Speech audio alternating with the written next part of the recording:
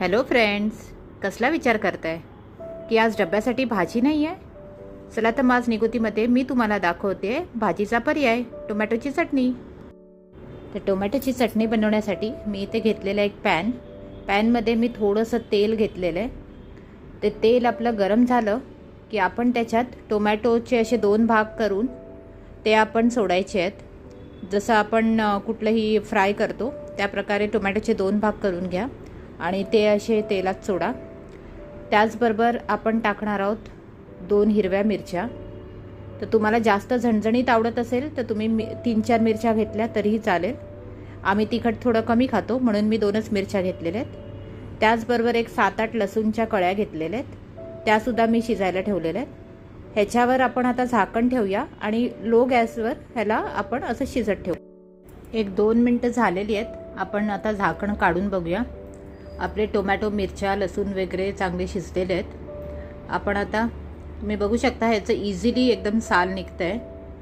तर असंच तुम्ही चमच्याने की सालं काढून घ्या टोमॅटोची. आता आपण गॅस बंद केलेला आहे. एक एक करून आपण टोमॅटोच्या साली सगळ्या काढून घेऊ पहिले.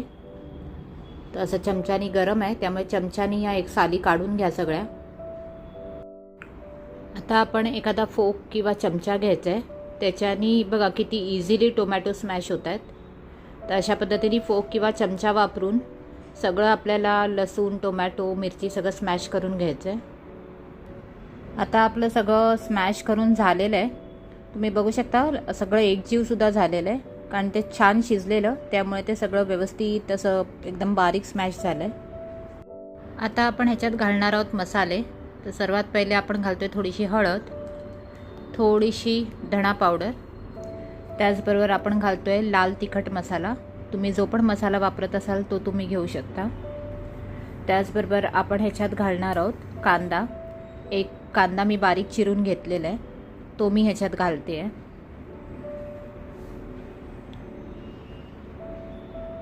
ते सगळं आपल्याला व्यवस्थित मिक्स करून घ्यायचं आहे. त्यानंतर आपण ह्याच्यात घालणार आहोत थोडीशी कोथिंबीर घातल्यावर सुद्धा हे व्यवस्थित आपण चवीनुसार मीठसुद्धा घालायचं आहे. हे सगळं घालून झाल्यावर आपण ह्याला चमच्याने व्यवस्थित एकजीव करून मिक्स करून घ्यायचं असं व्यवस्थित. तर तयार आहे आपली आंबट तिखट अशी टोमॅटोची चटणी. हा भाजीचा एक उत्तम पर्याय आहे आणि होप तुम्हाला माझी रेसिपी आवडली असेल.